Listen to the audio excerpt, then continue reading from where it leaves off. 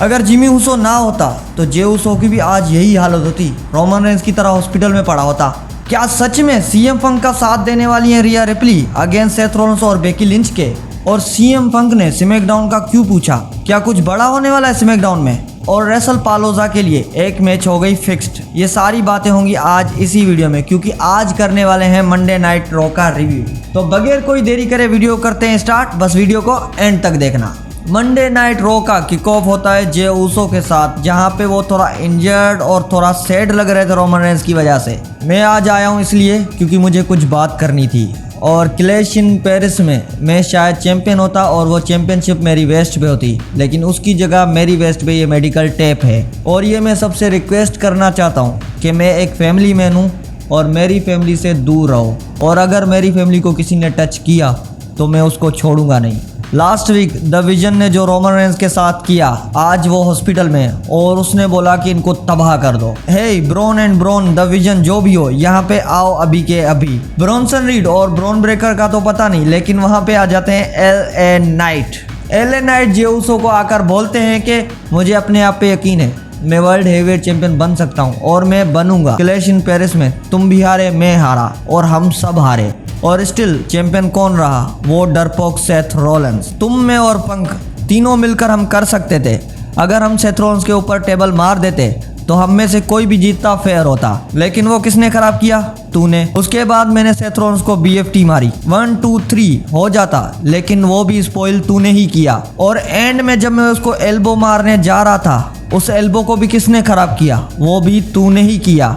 और मैं ये तुझे आखिरी बार बोल रहा हूँ, अगर वर्ल्ड हेवीवेट और मेरे बीच में आया तो मैं ब्रो तुझे भी नहीं छोड़ूंगा। इनकी बहस चल ही रही थी तो वहां पे आ जाते हैं ब्रॉनसन रीड और ब्रॉन ब्रेकर। वो जैसे ही आए तब पूरा क्राउड रोमन रेंस चैंट करने लगा। फिर ब्रॉन ब्रेकर आके कहता है कि अभी मुझे सिर्फ एक चीज की टेंशन है, वो है पॉल हेमन, जो रोमन रेंस की वजह से आज हॉस्पिटल में है।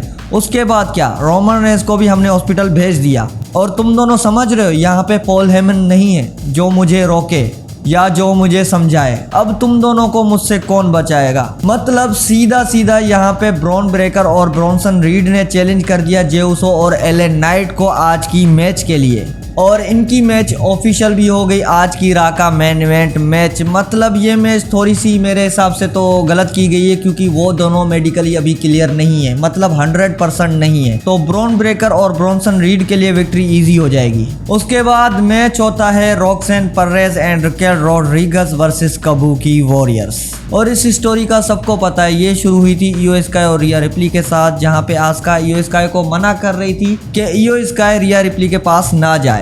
उसी के चलते इयो स्काई आज आस्का को सॉरी भी बोलने आई थी और आस्का ने एक्सेप्ट भी कर लिया। लेकिन यहाँ पे मुझे ये पॉसिबल लग रहा है कि आस्का जल्दी ही हील टर्न लेने वाली है, और वो हील टर्न इयो स्काई के ऊपर ही होगा। उसके बाद इनका मैच स्टार्ट होता है और मैच के स्टार्टिंग से ही लग रहा था कि काबुकी वॉरियर्स को सच में हेल्प की जरूरत नहीं है, क्योंकि वो बहुत तगड़ी परफॉर्मेंस देती हुई दिखी, जहां पे कायरी सेन ने ऊपर से इनसेन एल्बो मार रकेल रोड्रिगेज को। और फिर रिंग में रॉक्सेन पे किया आस्का ने हिप अटैक करने के बाद वो पिन करने जाती है, लेकिन बोलती है नहीं। उसके बाद लगाती है आस्का लॉक, और मुझे नहीं लगा था कि रॉक्सेन परेज इतना जल्दी टेप आउट कर लेंगी, लेकिन वो आस्का लॉक से टेप आउट कर देती हैं। इसके साथ साथ आस्का और कायरी सेन यानी काबुकी वॉरियर्स ये मैच जीत जाती हैं। फिर हमें एक खबर मिली, नियोमी के टाइटल छोड़ने के बाद टाइटल अब किसको जाना चाहिए? स्टेफनी वकेर तो है ही, लेकिन उसके लिए एक अपोनेंट ढूंढ रहे थे, तो उसकी अपोनेंट होने वाली है इयो स्काई, और ये मैच होने वाली है रेसल पालोजा में। तो आस्का और कायरी सेन बैक स्टेज में जाकर इयो स्काई को कंग्रेचुलेशंस भी बोलती हैं और इयो स्काई को हेल्प के लिए भी ऑफर करती है, जहाँ पे इयो स्काई बोलती है कि मुझे हेल्प की जरूरत नहीं है। फिर आस्का उनको बोलती है कि तू बगैर हेल्प के स्टेफनी वकेर से जीत नहीं पाएगी। मतलब ये चीज होने के बाद मुझे कंफर्म हो गया कि आस्का हील टर्न लेने वाली है, वो भी इयो स्काई के ऊपर। फिर आस्का और कायरी सेन रिया रिप्ली के भी पास जाती हैं, जहाँ पे रिया रिप्ली सीधा सीधा बोल देती है कि तुम्हें मुझसे क्या प्रॉब्लम है? मुझे तो तुमसे कोई प्रॉब्लम नहीं है और मैं चुप हूँ सिर्फ इयो स्काई की वजह से, मुझे पुश नहीं करो। मतलब इनकी कहानी देखकर यही लग रहा था कि इयो स्काई लड़की है, आस्का भी लड़का है और रिया रिप्ली भी लड़का है, जो एक लड़की के लिए लड़ रहे हैं बस। फिर उसके बाद मैच होता है फिन बेलर वर्सेस ड्रैगन ली।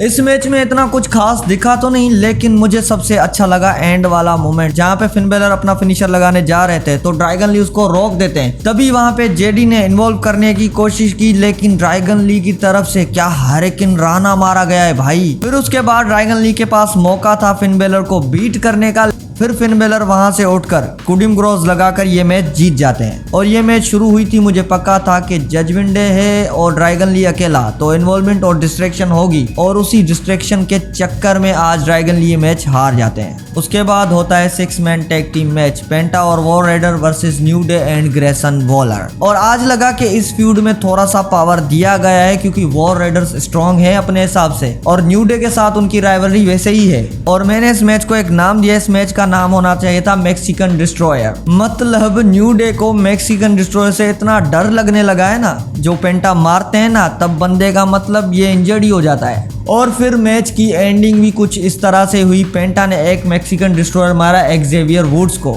जिसके साथ पेंटा और वॉर राइडर्स ये मैच जीत जाते हैं। और ग्रेसन वॉलर के लिए मैं एक बात कहूंगा कि वो जब ऑस्टिन थ्यूरी के साथ थे तो ऑस्टिन थ्यूरी की क्या हालत हो गई थी। मतलब ऑस्टिन थ्यूरी सिंगल में कितना अच्छा होता था, लेकिन जब से ग्रेसन वॉलर से मिला तब उसका काला मुंह हो गया भाई। उसके बाद न्यू डे के साथ मिला, लेकिन इसके आने से पहले new day tag team champion थी, पर जैसे ही ये आया न्यू डे के पास से भी टाइटल गए। मतलब मेरे हिसाब से ये बंदा ही पनौती है। उसके बाद मैच होता है इंटरकॉन्टिनेंटल चैंपियनशिप के लिए, Dominik Mysterio versus AJ Styles. मान लिया मैच अच्छा था, दोनों के बीच में मुकाबला भी अच्छा था, लेकिन एंडिंग किस तरह से हुई। मतलब मैं उम्मीद कर रहा था कि जिस तरह से सेमी ज़ेन सोलो सिकोआ से टाइटल जीत गए उसी तरह से आज एजे स्टाइल भी चैंपियन बन ही जाएंगे, लेकिन नहीं, अमेरिकानों की वजह से एजे स्टाइल चैंपियन नहीं बन पाया आज। लेकिन सेमी ज़ेन का टाइटल लेना, वो भी सोलो सिकोआ से, एमएफटीज के होते हुए, वो ज्यादा मुश्किल था या एक अमेरिकानों के आते ही एजे स्टाइल गुम। और डोमिनिक मिस्टीरियो जो अमेरिकानों के साथ बार बार मिल रहे थे वो इसी वजह से मिल रहे थे कि एजे स्टाइल के खिलाफ कोई प्लान बनाया जाए। फिर उसके बाद बात करते हैं सीएम फंक की। शो की शुरुआत में ही वो सेथ रॉलिंस का वेट कर रहा था। वो बोलता है सेथ रॉलिंस जब तक यहाँ पे नहीं आता तब तक मैं यहाँ से नहीं हिलूंगा। उसके बाद सीएम फंक के साथ रिया रिप्ली भी दिखी। फिर एडम पियर्स आए, वो बोलते हैं कि सेथ रॉलिंस बिल्डिंग में आ चुका है। फिर सीएम फंक बोलते हैं कि मैं यहाँ पे खड़ा हूँ, वो कैसे आ गया बिल्डिंग के अंदर, चलो इस चीज को मैं हैंडल करता हूँ। फिर सीएम फंक आ गए रिंग में सीधा। वो आकर बोलते हैं कि सेथ रॉलिंस जब तक मैं यहाँ पे हूँ हमारी दुश्मनी कभी खत्म नहीं होगी, और मैं ये चाहता हूँ कि अभी के अभी तुम यहाँ पे आओ, वरना मैं ये सारी राह हाईजैक कर लूंगा। मैं यहाँ से हिलूंगा भी नहीं जब तक तुम यहाँ पे नहीं आओगे। और मुझे टाइम पास करने के लिए बहुत सारी चीज़ें हैं, मेरे पास फैंस हैं, मैं इनके साथ गाना गा लूंगा, लेकिन तुम्हारा वेट करूंगा। अगर तुम एक सच्चे चैंपियन हो तो आ जाओ मुझसे मैन टू मैन बात करो। फिर म्यूजिक बजता है सेथ रॉलिंस का, लेकिन वहां से निकल कर आ जाती हैं बेकी लिंच। बेकी लिंच आकर बोलती हैं कि पता नहीं तुम किस मैन की बात कर रहे हो, लेकिन मैं भी मैन हूँ, तो जो बात करनी है मुझसे करो। फिर सीएम फंक बेकी लिंच को बोलते हैं कि अपना फोन उठा, सेथ रॉलिंस को कॉल कर और अभी के अभी उसको बुला।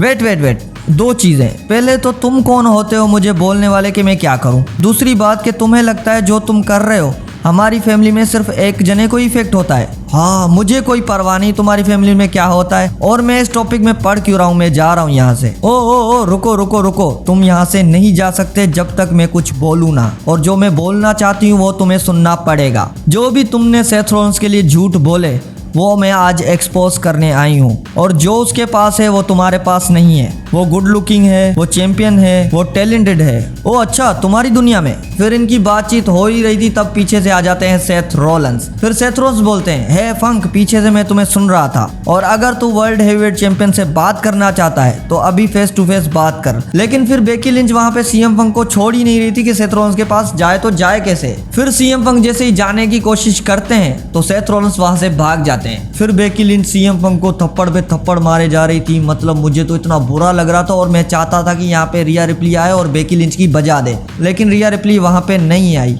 फिर सीएम फंक बोलते हैं कि जो सेथ रॉलिंस ने कैश इन किया मैं उसका रिग्रेट करवाऊंगा उसको, और तुमने जो अभी मुझ पे हाथ उठाया तुम्हें भी मैं रिग्रेट करवाऊंगा। फिर बेकी लिंच बोले जा रही थी, लेकिन सीएम फंक वहां से चले जाते हैं। अब मुझे पता नहीं कि इनकी राइवलरी आगे कैसे जाने वाली है, क्या होने वाला है, और कौन सी वुमेन सीएम फंक का साथ देने वाली है। लेकिन आज देखकर ऐसा लगा कि रिया रिप्ली सीएम फंक का साथ लेंगी, लेकिन वो भी नहीं आई, तो इसका मतलब शायद से एजे ली होने वाली है। और अगर एजे ली वापस आई तो ये WWE के लिए क्या पॉप होगा यार। फिर होता है आज की राह का main event, J Uso and LA night versus Bronson read and Bron Breakker. और हमें पहले ही पता था कि मैच में होने क्या वाला है, मतलब ये दोनों बंदे 100% नहीं थे, तो इनकी तोड़ाई आज अच्छे तरीके से हुई। लेकिन किसी किसी मोमेंट में ये लग रहा था कि ये मैच जीत जाएंगे, लेकिन नहीं, ब्रॉन्सन रीड और ब्रॉन ब्रेकर बचा लेते हैं खुद को। फिर एंड में आउट ऑफ नोवेयर स्पेयर से ब्रॉन ब्रेकर ये मैच जीत जाते हैं। फिर एंड में ये दोनों लग जाते हैं अपने मिशन पे, ये शुरू हो जाते हैं जे उसो को मारना। एलए नाइट उठ के आ जाता है, लेकिन इन दोनों के लिए एलए नाइट अकेला काफी नहीं था, उसको भी एक स्पेयर लगा के और अनाउंस टेबल पे फेंक दिया। फिर रिंग में बचा बेचारा अकेला जे, उसको एक स्पेयर मार के एक सुनामी मारी। तभी मैं बोल रहा था कि भाई मतलब कोई तो आए हेल्प करने। फिर वहां से म्यूजिक बजता है जिमी उसो का और वो आते हैं चेयर के साथ। और जिमी उसो की उम्मीद नहीं थी कि वो स्मैकडाउन का होकर रॉ में आएगा, वो भी जे उसो को बचाने, लेकिन आज ये हुआ। मतलब सीएम पंक ने जो स्मैकडाउन का पूछा वो इसी वजह से तो नहीं पूछा कि स्मैकडाउन में भी कुछ बड़ा होने वाला है, लेकिन जे उसो आज हॉस्पिटल जाने से बच गए थैंक्स टू जिमी उसो, वरना जे की भी रोमन रेंज वाली हालत ही होती। अब मेरा आपसे एक सवाल है, वो कौन सी वुमेन होगी जो सीएम पंक का साथ देगी against Becky Lynch and Seth Rollins? Comment में बताओ। तो आपको ये राह कैसी लगी वो भी कमेंट में बताना।